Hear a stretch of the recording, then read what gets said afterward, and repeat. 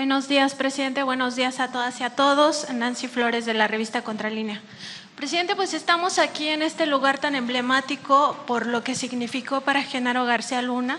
No solo se trata de la tecnología, sino de los datos, de la información tan sensible a la que tuvo acceso, información que pues no tenían otras agencias. Se habla incluso de que este búnker tenía conexión con algunas otras agencias de otros países, ¿no? También con la Interpol e incluso con Estados Unidos. Esta información, pues al final acabó siendo parte de esta alianza de Genaro García Luna con el cártel de Sinaloa. Ya se sabe, porque las autoridades de Estados Unidos así lo han documentado, que Genaro García Luna fue socio del cártel de Sinaloa y bueno, ya la secretaria Rosa Isela mencionaba estos 5 cargos. Presidente, preguntarle si en su gabinete ya hicieron algún análisis de cómo penetró el cártel de Sinaloa, qué tanta información tuvo, cuánto se dañó la seguridad nacional de nuestro país por esta alianza criminal que se sostuvo en el gobierno calderonista y que por supuesto no hay que olvidar, Genaro García Luna era la mano derecha de Felipe Calderón.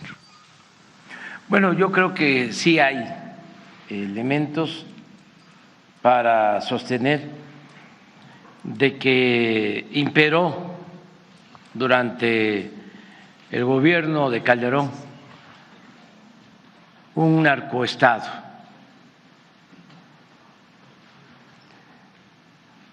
Porque fue un gobierno de principio a fin, violatorio de la Constitución, un gobierno, como lo dijimos en su momento, espurio. No hay que olvidar los antecedentes. A Calderón lo impusieron los oligarcas de México.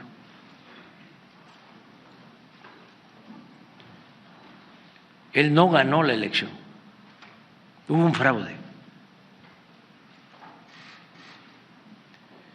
orquestado en el que participaron funcionarios públicos, el presidente Fox, los medios de información, las cúpulas empresariales.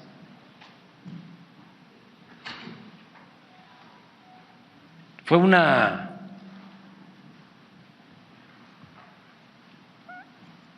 asociación de intereses para evitar que se llevara a cabo un cambio verdadero en el país. Al final, esto para los jóvenes, a Calderón se le impuso con una supuesta ventaja del 0.5%. Pero hay evidencias, pruebas de que en Guanajuato, y esto explica muchas otras cosas que se están padeciendo hasta la actualidad, porque en esa elección tomaron las casillas, todas.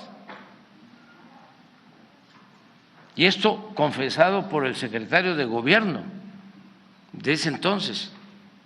Existen las pruebas. Lo grabaron en una reunión, se publicó ese testimonio en el periódico AM de León. Y ellos hablan de que le aportaron 300,000 votos falsos a Calderón. Si la diferencia fue de 240,000 solo con ese operativo en un estado, se prueba que no ganó. Pero no solo fue eso, en Nuevo León, Natividad González Parás, que era gobernador, se metió porque hubo un acuerdo con los gobernadores del PRI para apoyar al PAN. Como después, cuando fue candidato, el presidente López Obrador propuso que sea la mañanera del próximo jueves la que se realice desde el búnker del exsecretario de Seguridad Pública. El presidente Andrés Manuel López Obrador informó que el próximo jueves 9 de marzo su conferencia de prensa mañanera se realizará desde el búnker del exsecretario de Seguridad Pública durante el sexenio de Felipe Calderón, Genaro García Luna. Vamos a tener ahí la conferencia, se van a rayar por lo que van a ver, aseguró el presidente, y recordó que cuando Genaro García Luna invitaba a los machuchones del periodismo a este búnker a ver sus pantallas y su equipo, los periodistas salían de ahí diciendo ¡qué maravilla!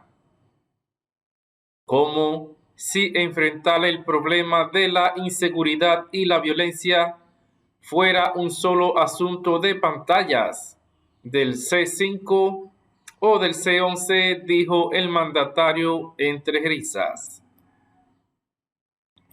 Genaro García Luna fue mencionado por el presidente López Obrador luego de que recordara que durante el fin de semana el exfiscal general de Estados Unidos, William Barr, dijo que un artículo para The Wall Street Journal que el gobierno mexicano no combate a las organizaciones criminales.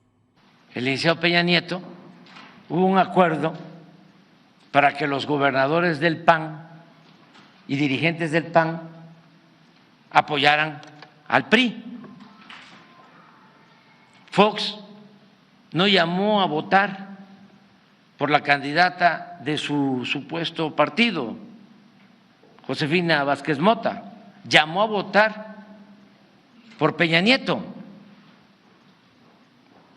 Es que tenemos que recordar todo esto, porque si no, no entendemos cómo se fueron presentando las cosas.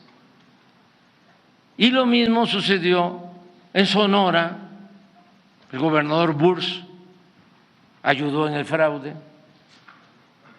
Y en Coahuila, y tenemos los testimonios del gobernador, que por cierto está preso, de Tamaulipas, las llamadas de la maestra del Bester, las llamadas del secretario de Comunicaciones de ese entonces de Fox con el gobernador de Tamaulipas, agradeciéndole por la participación en el fraude. Bueno, el propio testimonio de Fox diciendo, claro que participé, pero no me descubrieron. La prueba es que no me hicieron nada. Esto es lo que él dice. ¿No lo puedes volver a poner? Entonces, ¿qué hace Calderón? Primero demuestra que no tiene autoridad moral, que no tiene principios, que no tiene ideales, que es un ambicioso vulgar. Bueno, está también de manifiesto su frase cuando le hace una entrevista Denise Dresser. Es de la de Televisa, ¿verdad?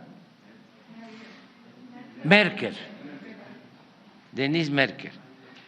Y dice, oye, ahí está la entrevista, pero tú aceptas toda la guerra sucia en contra de López Obrador. Estamos en campaña. Cuando se lanzaron con todo, con la frase de que yo era un peligro para México, que por cierto la acuñó un publicista estadounidense,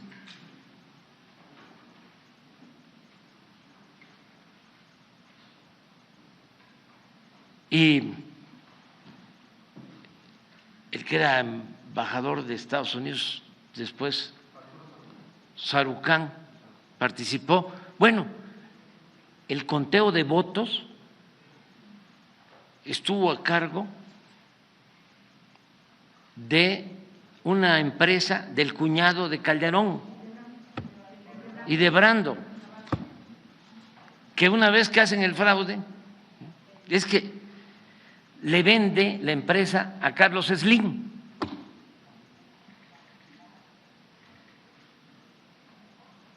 O sea, todo esto sucede. Entonces le dice Denise Merker, pero tú sabes de esto, ¿sí?, y lo permites. Y él contesta, mira, Denise, como dicen en mi pueblo, haiga sido como haiga sido. Entonces, eso refleja bien la personalidad de Calderón. Él tiene instintos autoritarios y es un prototipo de la derecha y el conservadurismo en México.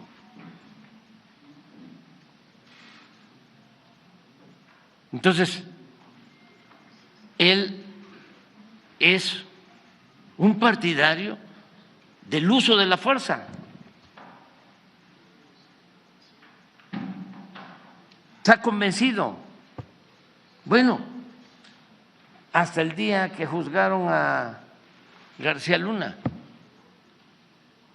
su último comunicado sobre este tema, ¿qué dice? Yo ordené el combate a los narcotraficantes y lo volvería a hacer. O sea, yo les declaré la guerra y lo volvería a hacer. Porque es una manera de pensar, de ser. Por eso somos muy distintos. Por eso siempre hablo de que existe el pensamiento conservador y existe el pensamiento liberal. Pero no solo Calderón, hay millones que piensan de esa manera. En la mano dura, en mátalos en caliente, en que hay que barrer, hay que limpiar. Otra cuestión que es muy ilustrativa es esa conversación que narra el que fue gobernador de Coahuila, Moreira, cuando dice Moreira que tienen un diálogo y le pregunta a Calderón por una persona y le dice, hay que castigarlo, le dice Moreira. Y Calderón le dice, no, hay que eliminarlo. Y dice Moreira, Felipe, fíjense, para que Moreira haya dicho eso. Felipe, me diste miedo. Miren, el arquitecto Pani era muy cercano a Obregón y una vez le preguntaron, oiga, si usted que es tan cercano a Obregón, usted que es tan cercano a Obregón, ¿por qué no le pide que le ayude para que usted sea el próximo presidente de México? Usted es un hombre inteligente y sería muy bueno. Estaba en Hacienda, Pani. La respuesta de Pani es muy ilustrativa. Es que yo no estaría dispuesto a mandar a matar a nadie, porque en aquel tiempo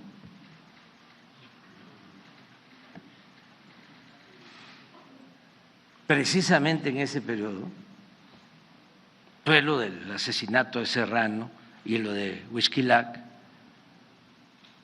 en Morelos, y así era. Pero esa mentalidad